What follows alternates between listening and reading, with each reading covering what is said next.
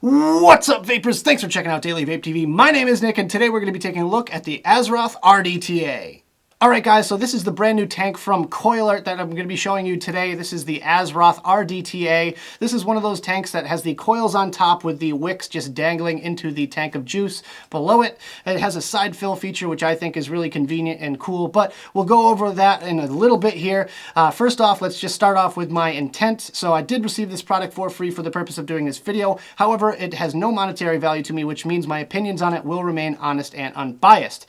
With that being said, I would like to give a huge shout out and thank you to the people over at CoilArt. They're the ones that sent this thing to me for the purpose of doing this review video. So thank you guys so very much. I really appreciate all you've done for me. They actually sent it along with a couple sets of these coils. They're doing pre-made coils as well, but I will save those for a future video. So you may want to pay attention to the end of this video because I am doing something a little bit different and a little bit special, but we'll go over the details for that in just a little bit here. Let's dive down to the close-up view and take a better look at this thing. Alright guys, so as you can see here, we have our CoilArt AzeRoth tank in its original packaging. So let's just take a quick look around the packaging real quick. We have our traditional CoilArt logo on the front here with gold leaf, which is really, really fancy and shiny and nice. On the bottom it says 24 millimeter, which is the diameter, and 4 milliliter, which is the capacity. AzeRoth logos on either side. And on the top, you have the official CoilArt, social media pages. There you go. On the back, we have the authenticator little scratch-off checking thing there, and the contents of the box. Speaking of the contents of the box, let's get this bad boy open and check out what's inside. So with this package, you get one AzeRoth tank, RDTA, right there. Putting that off to the side for right now. You get a slightly longer drip tip, wide bore drip tip that comes with it there. You also get a 510 adapter, just a little thing that slots into the top, and you can put your own drip tips on top if you want to. It comes with an extra glass piece. There you go. And a little vape band. Pretty much everything CoilArt makes comes with one of these vape bands, which is kind of cool. I like that, it's nice that they included it. Then you have your, tech deck screwdriver. Okay, just kidding. It's just a regular Phillips head screwdriver that comes with it, but it's not your traditional little mini blue screwdriver. So they went with the classic black. Joking, of course. Finally, just getting it out here, we have a little tiny baggie of O-rings and screws. You get like a full set of everything. You also get a set of clamps, which is nice. Probably going to be digging into those screws pretty soon, considering pretty sure I stripped out the ones that come with it already. Then you have your CoilArt little badge here. This is basically their version of a, very, very basic quick start guide. Really wish they put a little bit more into it, just have something that can like fold out or something like that. Some easy to understand, instructions on how to, fill it and take it apart, that kind of thing. I don't know. I just wish they would have put a little bit more into it.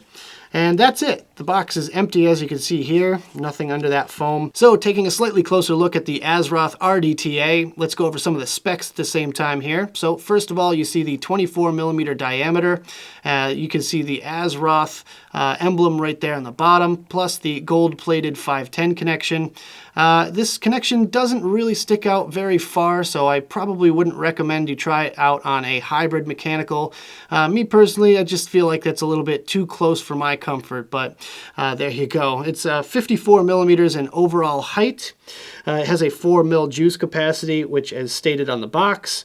Let's just take off the cap here and take a look at the build deck. There you can see the gold-plated posts and gold-plated bridge-style clamp design for where the wire goes. You just loosen up the screws. These little plates kind of just clamp down on your wire. Just very similar to the Goon RDA by 528 Customs. It's made out of SUS 304 grade stainless steel. Now, I don't know the grades of stainless steel, like the back of my hand, but I know that 316 is a pretty darn good one, and this isn't 316 grade stainless steel. But anyways, that's just my opinion. Let's go ahead and move forward here. Let's take a look at the top cap here. It has slightly angled airflow design with the 3 holes on either side that's matched on this side as well.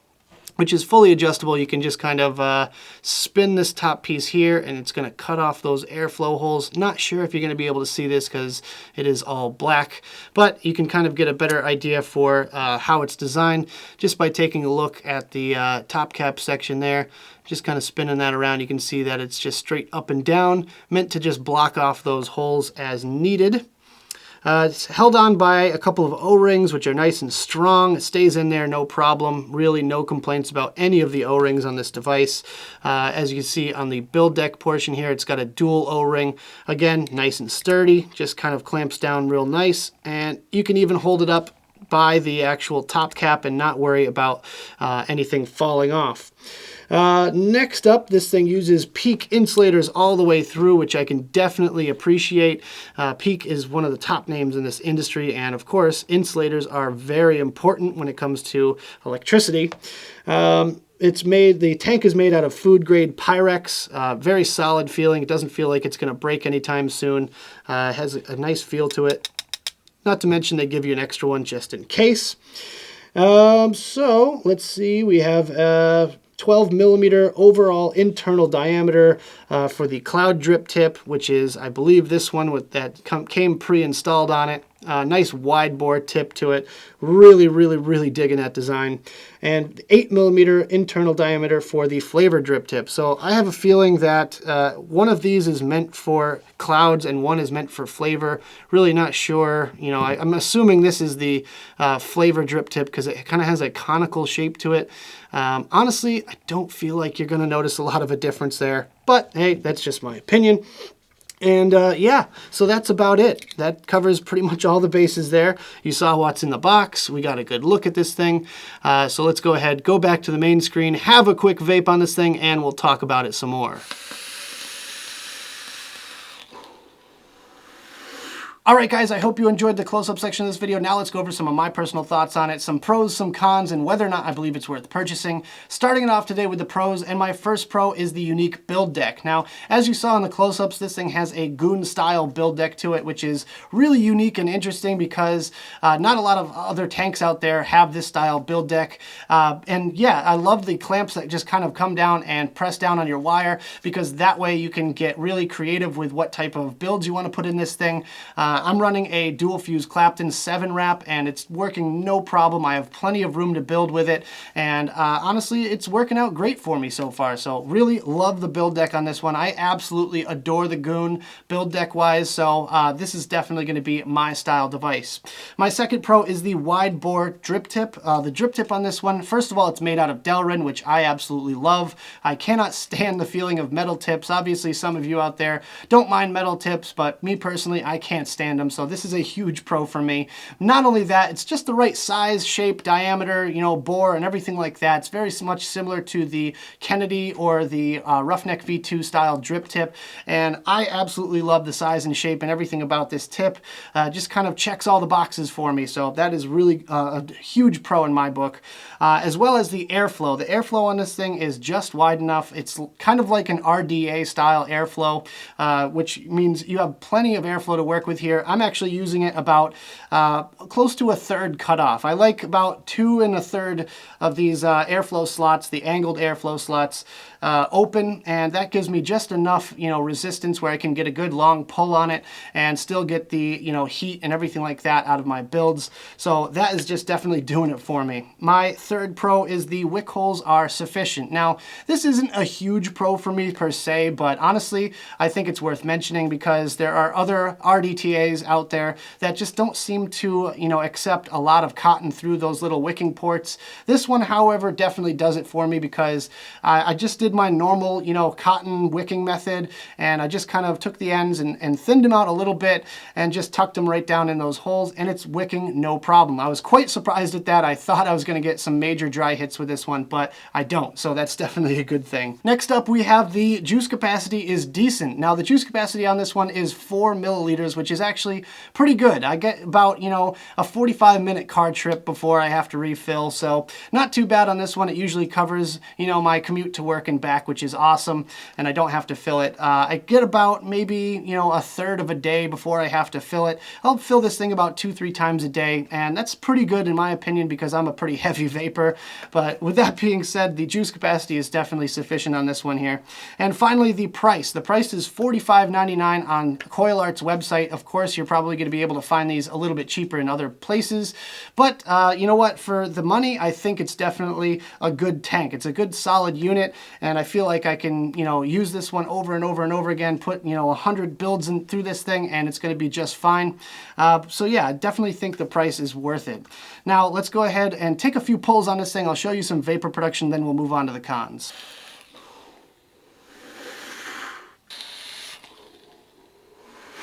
All right, guys, let's move on to some cons, and my first con about this device is that the posts are weak. Now, a few of you noticed in my Fresh Build Friday video where I built this thing that one of the posts was wobbling around, and I tried to remedy the situation in between cuts there, but I really couldn't find a good way to actually get in there and tighten up on any of the screws or anything like that, so that's going to be a major design flaw for me personally. I really don't feel like it affects the performance whatsoever because my coils are metering in right where I want them to, and everything else about this is totally fine. The coils are heating up no problem and everything like that. I'm not getting any arcing issues or anything. So really, I just feel like it's just a design problem.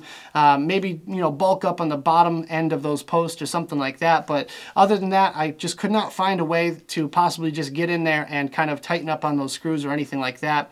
So that kind of brings me into my next con, which is I can't take it apart and clean it. Now, I tried a bunch of different tools to get in there and take it apart, but I really couldn't find any sort of way to do that. Now, there was no instructions in the little booklet that came with this thing that showed you how to take this whole thing apart and break it down so that you can clean it. So honestly, I would like to see maybe a supplement online or something like that that shows you step by step exactly how to take this thing apart. That way I could get in there, see if I could remedy the loose post situation as well as really give it a good deep clean. I really like giving tanks a good deep clean in between flavors that are dramatically different. So going from a dessert flavor to a fruit flavor or vice versa or anything like that, I like giving all of my tanks a good, nice clean and give them a nice bath, you know, treat them right.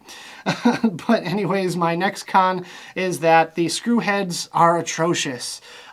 Pretty much from the first time I threw a build on this thing, the screw head just kind of really felt like it was just mushy. I tried to get in there and really give it a good tighten, but it just felt like I was going to strip it. Now, I did take my pliers and just tweak them a little bit with my pliers, and that seemed to help, but then again, it's going to wobble around those posts. So really, you try to fix one problem and another one occurs. So not too happy about that.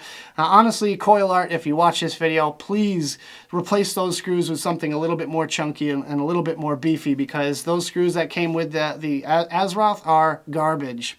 My next con is that the gold plating is pretty subpar. Honestly, if it weren't for that little tiny gold ring around the outer edge, I think the gold plating would have been acceptable. However, I almost instantly scratched off a little flake of that gold plating came off, and now I just look at that and it's just, it stares me in the face every time I look at this tank. Look, I just spotted it right now. And I feel like that's going to be a big problem in the future. I feel like all of that plating is eventually going to come off, and it's going to leave the stainless steel or whatever that piece is, you know, left bare. And I'm not too much of a fan of that. If it just weren't for that stupid gold ring around the outside, I feel like the build deck is going to hold up pretty well. However, there's always the opportunity for that gold plating to come off. And my final con is the airflow control ring could have been a bit better designed. Honestly, I love the airflow on this, as I mentioned in the pros. And as you saw in the close-ups, it's got that angled look to it on the airflow side, but the airflow control ring itself is straight up and down. Now, that kind of bugs me because I feel like they meant for you to close off either one slot or two slots or, you know, whatever, but it just doesn't seem to work out so well when you want to just cut off a third of a hole or half a hole or something like that, because I like it just a little bit more wide open than the 2-slot option. So I tend to open it up a little bit more, and then it gives me that kind of weird turbulence to it. It just kind of feels a little bit strange to me.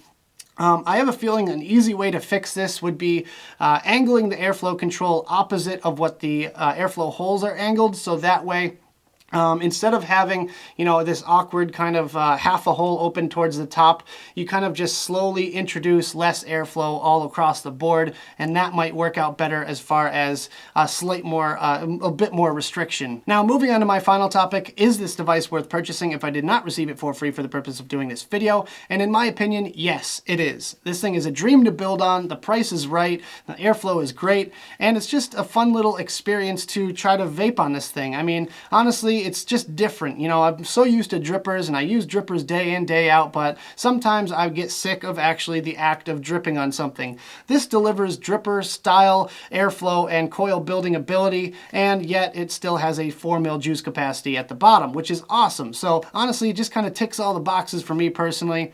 You know, weigh the pros and cons yourself to see if you guys want to pick one of these up for yourself. Now, shifting gears a little bit to the topic I talked about in the intro to this video, I did purchase one of these AzeRoth tanks with my own money before CoilArt decided to send one to me, so therefore I feel like sharing the love with my vape fam out there. Now, this is not a giveaway, this is not, you know, team free crap or anything like that. This is going to be something a little bit different. I'm going to trade you for it. Now, I'm not going to release the full details on YouTube, but if you want to check out my Facebook page, I'll have all the details up there for you guys that are interested. So with that, I'm going to leave it there, so make sure you check the links out in the description if you want to pick one of these AzeRoth tanks up for yourself. Anyways, guys, that about does it for this video. I hope you enjoyed. If you did, make sure you hit that like button and subscribe for more videos just like this. Of course, leave me comments in the box below of what you think of the AzeRoth RDTA by CoilArt, or anything else you want to talk about it. I'd love to discuss it down there in the comments with you guys. Also, check out the advocacy links I have in the description below. Make sure you stand up and fight for your right to vape. Of course, also check me out on my different social medias. I have Twitter and Instagram. Make sure you follow me on there. Like my page on Facebook. Check out my Snapchat. And if you want to give me a couple of bucks on Patreon, that would be awesome as well. Anyways, guys, thank you so much for joining me. You guys are the best. And as always, vape on.